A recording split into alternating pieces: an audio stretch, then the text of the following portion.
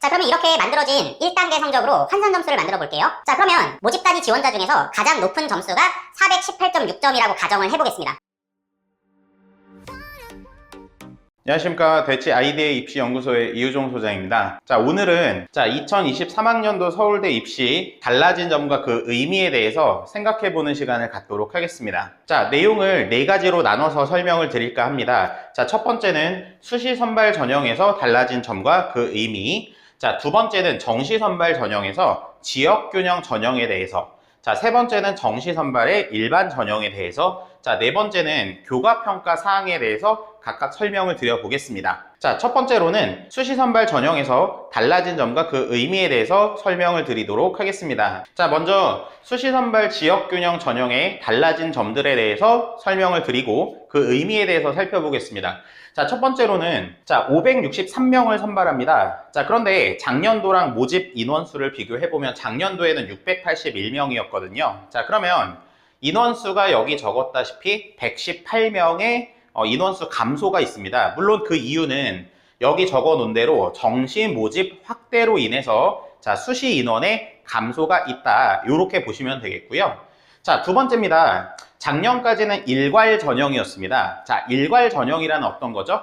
맞습니다. 지원자는 모두 다 면접까지 기회를 받을 수 있는 게 일괄 전형이었죠. 자, 그런데 올해부터는 이게 달라져서 단계별 전형으로 바뀌었습니다. 자, 어떻게 바뀌었는지 보겠습니다. 먼저 1단계에서 서류 평가를 통해서 모집 인원의 3배수까지를 추리게 됩니다. 즉, 작년까지는 지원했던 모든 친구들의 면접 기회가 주어졌지만 올해부터는 모집 인원의 3배수. 그러면 단순히 생각해 볼까요? 올해 모집 인원은 563명이니까요. 저기다 3을 곱하면 얼마죠? 그러니까 1689명이 되겠죠? 자, 1689명만이 올해는 면접의 기회를 받을 수 있다. 이렇게 보시면 되겠고요. 자, 그래서 3배수 인원을 먼저 추리고 그 다음에 그 친구들을 대상으로 1단계 성적 70점과 면접 30점 이렇게 해서 결국 2단계에서 선발을 하게 됩니다. 자, 그 다음인데요. 수능 최저 기준이 완화가 됐어요. 자, 비교를 해보면 작년도 같은 경우는 4개 영역 중에서 3개 영역 이상이 2등급 안에 들어가면 됐었습니다. 즉 4개 영역 중에서 3개 이상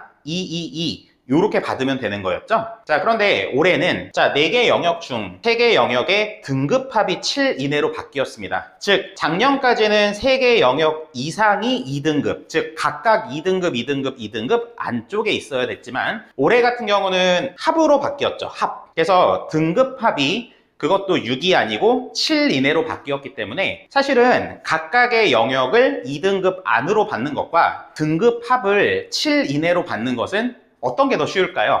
맞습니다. 등급 합 쪽이 조금 더 완화되었다라고 보시면 되겠습니다. 아무래도 학생들이 한 과목을 조금 미끄러지는 경우가 더 많지 않습니까? 그죠? 그래서 예를 들어서 작년 같은 경우는 1등급, 2등급, 3등급 만약에 3개 영역을 이렇게 받으면 최저를 못 맞추게 된 거지만 올해 같은 경우는 1등급, 2등급, 4등급 이렇게 받아도 합이 7등급 이내이기 때문에 올해는 최저를 맞추게 된다. 이렇게 보시면 되겠죠. 그래서 최저 조건이 작년보단 완화되었다. 이렇게 보실 수 있습니다. 자, 그러면 우리 이 의미들을 잠깐 생각을 좀 해보겠습니다. 자, 우선 첫 번째로 모집 인원수가 감소되었습니다. 그러면 그거에 따른 파장 우리가 생각해보면 어떤 게 있을까요? 예, 맞습니다. 첫 번째로는 내신 성적만 좋아서는 안 된다는 거예요. 자, 물론 지역균형에 추천을 받는 학생들은 학교에서도 최상위권 학생들이기 때문에 그 학생부에 기재된 내용들은 매우 훌륭할 거라고 생각을 합니다만 작년보다는 2가지 악재가 생긴 거예요. 자, 첫 번째로는 인원수가 감소됐죠. 자, 두 번째로는 단계별 전형으로 바뀌었기 때문에 사실은 이 3배수 안에 들어가기가 작년보다는 훨씬 더 어려워졌다. 즉 면접의 기회를 받기가 작년보다는 상당히 까다로워졌다. 자, 그렇다면 우리는 어떻게 대응을 해야 될까요? 그냥 작년 기준으로 생각하고 예를 들어서 작년에 우리 선배가 이 정도 학생부를 관리했으니 나도 이 정도 관리하면 당연히 서울대에 기회를 받을 수 있지 않을까, 이렇게 아니란 생각으로 접근하면 올해는 조금 어려울 수 있다는 겁니다. 자, 그래서 작년보다는 조금 더 높은 기준으로 작년보다는 좀 더 타이트하게 학생부를 관리해 가는 것이 매우 필요하겠다라는 생각이 듭니다. 자, 다음으로 넘어가겠습니다. 자, 이번엔 수시 선발 중 일반 전형의 달라진 점에 대해서 말씀을 드려보겠습니다. 자, 첫 번째로는 올해는 일반 전형으로 1294명의 학생을 모집하는데요.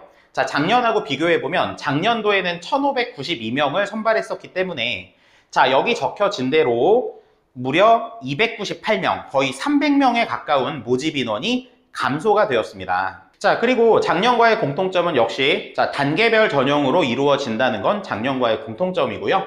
자, 작년과 동일하게 일단 1단계 서류평가로 자, 모집 인원의 2배수만큼을 먼저 추리고요. 자, 그 다음에 1단계 성적 50점과 그 다음에 2단계 면접 50점 이렇게 합산하여 자, 최종 합격자를 선발하게 된다. 이렇게 이제 보시면 되겠습니다. 자, 일반 전형은 작년하고 비교해보면 가장 현저한 차이는 인원수의 대폭 감소거든요. 자, 그러면 이를 통해서 우리가 유추해 볼 수 있는 사항들에 대해서 한번 생각해 보겠습니다.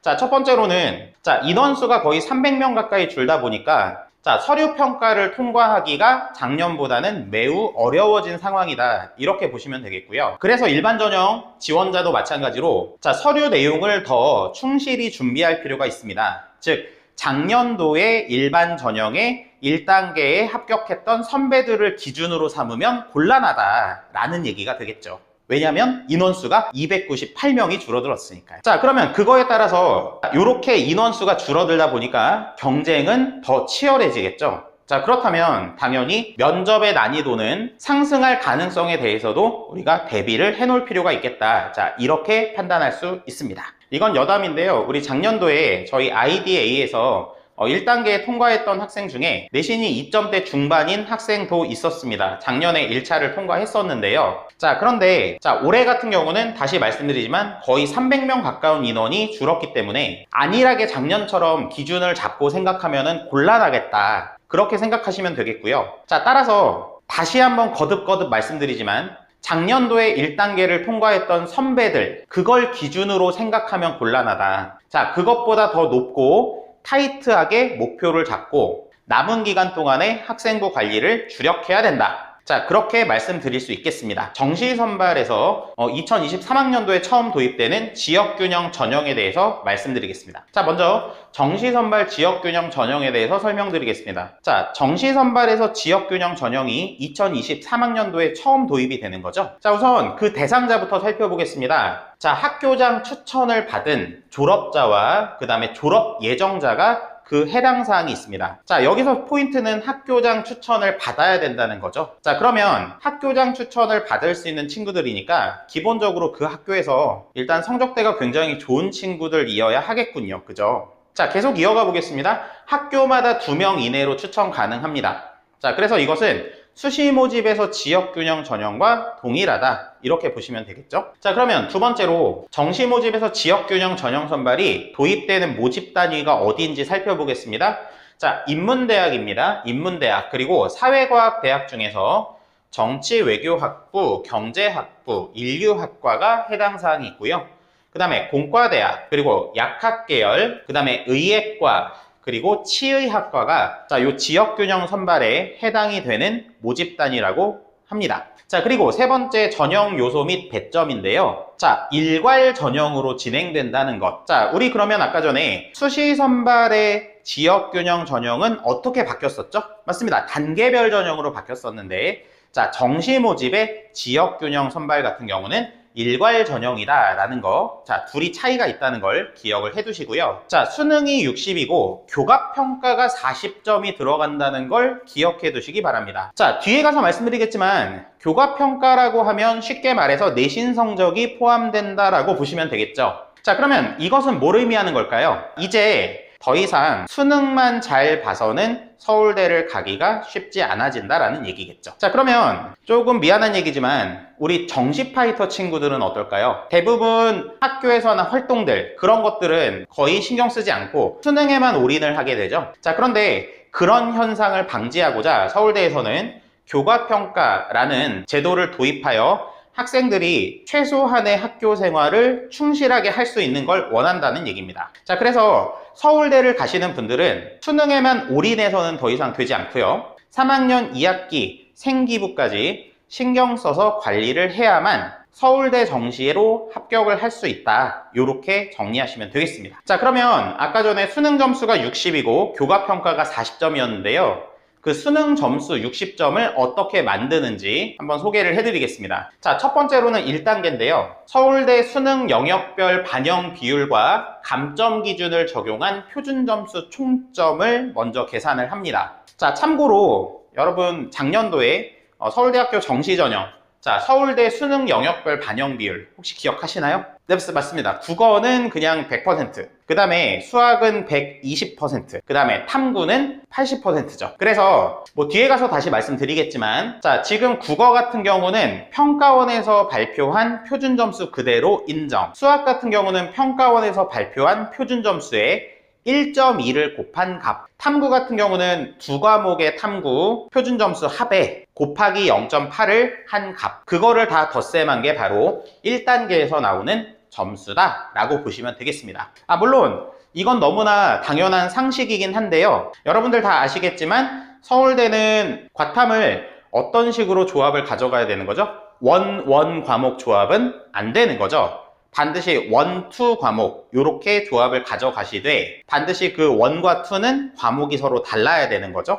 예를 들어서 물리 1, 물리 2 이렇게 선택하면 인정되지 않는다는 거 기본 상식으로 알고 계실 거라 생각합니다. 자, 그 다음에 2단계는 지금 1단계에서 계산된 그 표준 점수 합을 바탕으로 다시 환산 점수를 만드는데요. 자, 상황이 두 가지가 됩니다. 자, 첫 번째로는 지금 전체 지원자 중에 최고점이 있을 것이고 전체 지원자 중에 최저점이 있을 건데, 그 최고점과 최저점의 차이가 15점 이상 날 때와 15점이 안 날 때 상황을 두 가지로 나눠서 계산을 합니다. 자, 첫 번째로는 만약에 가장 높은 점수와 그 다음에 지원자 중에 가장 낮은 점수의 차이가 15점이 넘는 경우에는 계산을 이렇게 합니다. 이게 계산식이에요. 서울대에서 발표한. 자, 그러면 우리가 여기서 눈여겨볼 점은 이겁니다. 첫 번째로는 지금 45점을 플러스하고 있죠. 그러면 기본적으로 45점은 무조건 준다라는 얘기입니다. 즉 45점이 기본점이다, 이렇게 보시면 되겠고요. 결국에는 요 15점에 요 비율값을 곱해서 아이들을 변별한다라고 보시면 되겠습니다. 자, 그리고 최고점과 최저점 차이가 15점이 나지 않는 경우에는 전체 수능 만점 60점 중에서 요 최고점과 그 다음 지원자 본인 점수의 차이를 거기서 빼버린다라고 보시면 되는데요. 자, 이 식이 갖고 있는 의미는 다음과 같습니다. 자, 지금 아까 전에 앞 페이지에서 보셨던 환산식의 의미는 수능의 차이가 너무 벌어지면 교과평가의 의미가 반감이 되지 않습니까? 즉, 어떤 아이가 정시 파이터예요. 그런데 수능 점수가 너무 좋은 거죠. 그래서 그 수능 점수 좋은 아이랑 상대적으로 수능 점수는 좀 낮은데 교과평가는 굉장히 좋은 친구가 있었을 때, 사실 서울대의 속마음은 이 후자를 뽑고 싶은 거예요. 즉 수능 점수는 엄청 좋지만 학교 생활을 너무 충실하지 못하게 한 친구보다는 조금 수능 점수가 부족한 것 같지만 교과평가가 굉장히 좋은 친구, 즉 학교 생활을 굉장히 충실하게 했던 친구, 이런 친구를 뽑고 싶어 하는 거예요, 속마음이. 자, 그러자면 당연히 수능 점수가 이만큼 차이 나 있을 때 이 차이를 줄여줘야 되지 않겠습니까? 그죠?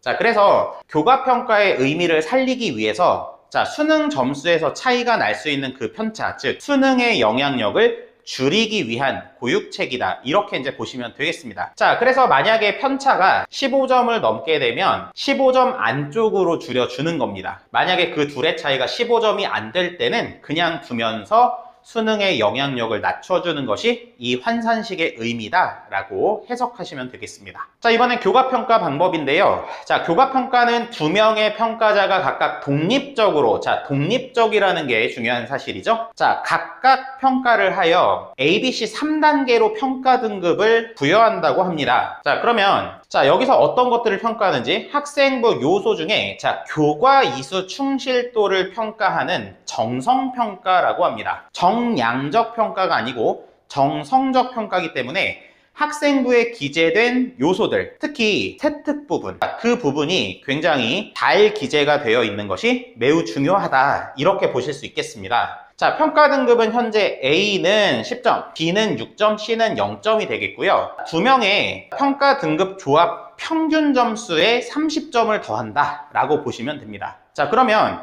기본적으로 30점은 학생들에게 기본 점수로 주는 거다라고 보시면 되겠고요. 자, 그 다음에 등급조합 예시로서 만약에 두 평가자 모두 A를 주었다면 10점, 10점 더해서 다시 2로 나누면 10점이겠죠. 그 다음에 한 사람은 A를 주고 한 사람은 B를 주었다면 10점과 6점을 더해서 2로 나눈 8점이 되겠습니다. 자, 마찬가지로 둘 다 B를 주면 6점. 그 다음에 한 사람은 B, 한 사람은 C를 주게 되면 3점. 그 다음에 둘 다 C를 주면 0점이 되겠습니다. 자, 그런데 여러분, 지역균형 선발 같은 경우는 아까 전에 학교에서 추천을 받아야 된다고 말씀을 드렸죠. 그러면 당연히 그 학교에서 최상위권 학생들이 추천을 받을 가능성이 매우 높기 때문에 당연히 이 CC를 받는 경우는 거의 드물겠죠. 그죠? 자, 그래서 아마도 AA나 AB, 조금 최악의 경우는 BB 정도까지 아마 요거나 요거나 요거 중에서 받게 되지 않을까 이렇게 예상이 됩니다. 자, 이 페이지는 서울대 수능 점수 환산 방법 아까 전에 설명드렸던 부분에 대해서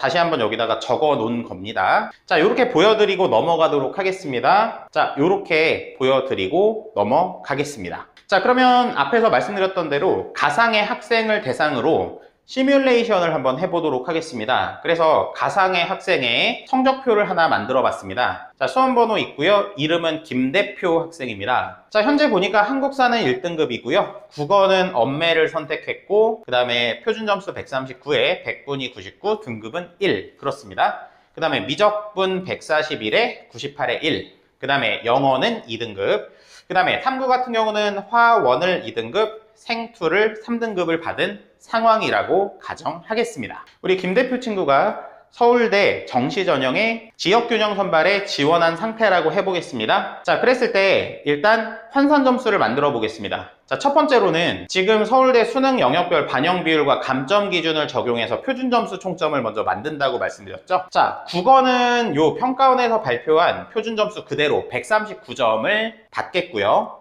자, 그 다음에 수학 같은 경우는 평가원에서 발표한 점수에 1.2를 곱한다고 말씀드렸고요. 그 다음에 탐구 같은 경우는 요 표준 점수 둘의 합에 0.8을 곱한다고 말씀드렸습니다. 자, 그래서 이걸 환산하면 406.6이다 이렇게 말씀드릴 수 있고요. 자, 영어 같은 경우는 지금 2등급이기 때문에 0.5점의 감점이 있습니다. 그 다음에 한국사 같은 경우는 1등급이기 때문에 현재 감점이 없는 거죠. 자, 따라서 1단계의 우리 김 대표 학생의 표준 점수 총점은 406.6에서 영어에서의 감점 0.5점이 되어서 406.1점이 된다고 할 수 있습니다. 자, 그러면 이렇게 만들어진 1단계 성적으로 환산 점수를 만들어 볼게요. 자, 그러면 모집 단위 지원자 중에서 가장 높은 점수가 418.6점이라고 가정을 해보겠습니다. 그리고 가장 낮은 친구의 점수가 402.2고요. 아까 전에 김 대표 점수는 406.1이라고 말씀을 드렸죠. 자, 첫 번째 케이스에 대해서 우리 김 대표 학생의 환산 점수를 한번 만들어 보겠습니다. 자, 참고로 지금 가장 높은 점수와 가장 낮은 점수의 차이를 보겠습니다. 그러면 16.4점이죠. 그러면 15점을 넘어가게 된다. 현재 15점을 넘고 있다고 생각하시면 됩니다. 자, 그러면 우리 환산 점수를 먼저 첫 번째 방법으로 만들어 보면 15점의 요 비율을 곱하고 거기다 기본 점수 45를 덧셈합니다. 그러면 만들어지는 점수가 48.57점이 만들어집니다. 자, 그런데 케이스 2에 의해서 한번 김 대표 학생의 환산 점수 만들어 볼게요. 그러면 전체 만점 60점에서 가장 높은 사람 점수랑 본인의 점수의 차이만큼을 빼는 거라고 그랬죠. 그러면 60점에서 12.5를 빼기 때문에 47.5점이 됩니다. 그러면 김 대표 학생의 점수는 둘 중에 어떤 게 더 만점 60점에 가깝습니까? 맞습니다. 48.57점이죠. 즉 아까 전에 말씀드렸듯이 자, 가장 높은 친구와 가장 낮은 친구 사이의 점수 차이가 15점을 넘게 되면 첫 번째 케이스로 환산 점수를 만들어주면 60점에 더 가까운 점수가 만들어지고 따라서 수능의 영향력이 조금이라도 더 줄어들 수 있다. 이렇게 보시면 되겠습니다. 자, 세 번째로는 정시 선발 중에 일반 전형에 대해서 말씀을 드릴게요. 자, 우선 첫 번째로는 전형 요소 및 배점입니다. 단계별 전형을 한다는 거. 자, 여러분 여기서 다시 생각해 보시죠. 우리 정시 전형의 지역균형 선발은 일괄이었죠. 자, 그런데 지금 요 정시 선발의 일반 전형은 단계별 전형을 한다는 걸 기억을 해 두시고요. 자, 첫 번째로는 수능 점수를 가지고 2배수를 먼저 추립니다. 그래서 1단계 성적 80점과 즉 수능 점수 80과 교과평가 20점으로 2단계 선발을 하게 된다. 이렇게 보시면 되겠습니다. 자, 여기서 우리가 눈여겨볼 것은 교과평가가 역시 들어간다라는 사실인 거죠. 자, 그래서 아까 전에 말씀드렸지만 이제는 정시 파이터 친구들은 서울대를 가기가 매우 힘들어진 상황이다. 왜냐면 정시 파이터 친구들은 학교의 모든 활동들은 신경 쓰지 않고 오로지 수능에만 올인하는 친구들이잖아요. 자, 그런데 이렇게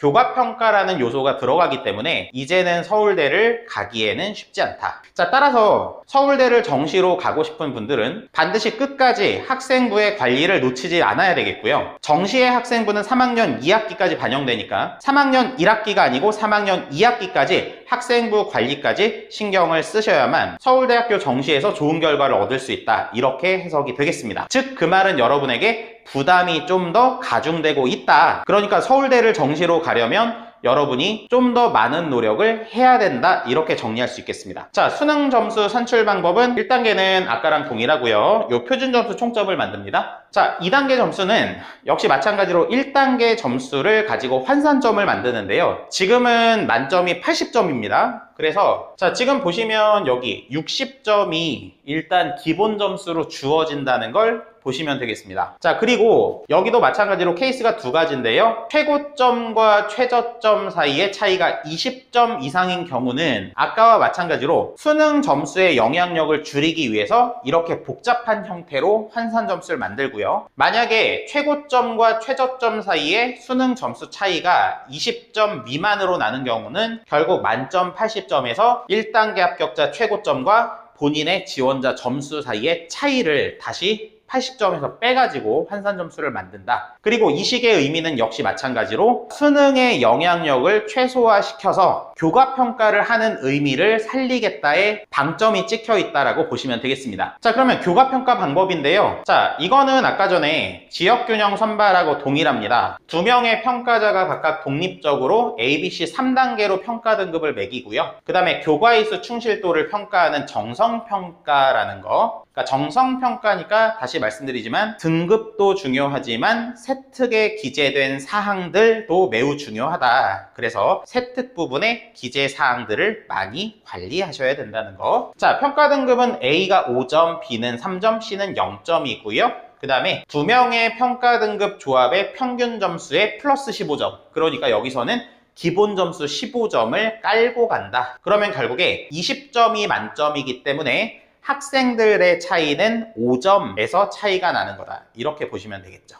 자, 지금 보면 등급 조합 예시로 이렇게 두 명 다 A를 주게 되면 요 5점, 5점, 5점 더하면 10점 반 나누면 다시 5점이 되는 거죠. 그렇게 해서 5점, 4점, 3점, 1.5점, 0점 이렇게 해서 5가지의 점수가 만들어질 수 있다. 이렇게 보시면 되겠고요. 우리 정시 파이터 친구들은 어떨까요? 아마 여기에 해당되는 친구들도 꽤 있다고 봅니다. 그죠? 자, 그러면 결국 그 정시 파이터 친구들은 예를 들어서 1.5점 정도 받았다고 치면 학생부 관리가 매우 잘 돼 있는 친구와의 점수 차이가 3.5점 정도 차이가 나는 거죠. 그러면 그 3.5점을 수능으로 만회를 해야 된다는 얘기고요. 결국에는 수능에서 몇 문제를 더 맞은 다음에 이걸 커버할 수는 있겠죠. 자, 그러나 기본적으로 서울대를 진학하는 친구들은 수능 점수가 매우 뛰어나지 않습니까? 틀리는 게 몇 개 없어요, 사실. 그죠? 그런데 그들보다 두세 문제를 더 맞는다? 그러면 거의 만점에 가깝다는 얘기인데요. 쉽지 않겠죠. 자, 그래서 결국에 정시 파이터만으로는 서울대를 진학하는 건 쉬운 일이 아니다. 이렇게 말씀을 드리는 거고요. 따라서 서울대 정시를 지원하려면, 그리고 합격하려면 반드시 학생부 관리가 3학년 2학기 때까지 들어가야 된다. 이렇게 말씀을 드리는 겁니다. 자, 마지막 교과평가 사항에 대해서 말씀드리겠습니다. 네, 교과평가는 2015 개정교육과정 시행과 맞물려 서울대학교 2022학년도 정시모집 일반전형에 학생이 학교에서 나타낸 교과이수 충실도를 반영하는 교과이수 가산점을 도입하였고, 자, 이미 2022학년도부터 교과이수 가산점을 도입을 하였고요.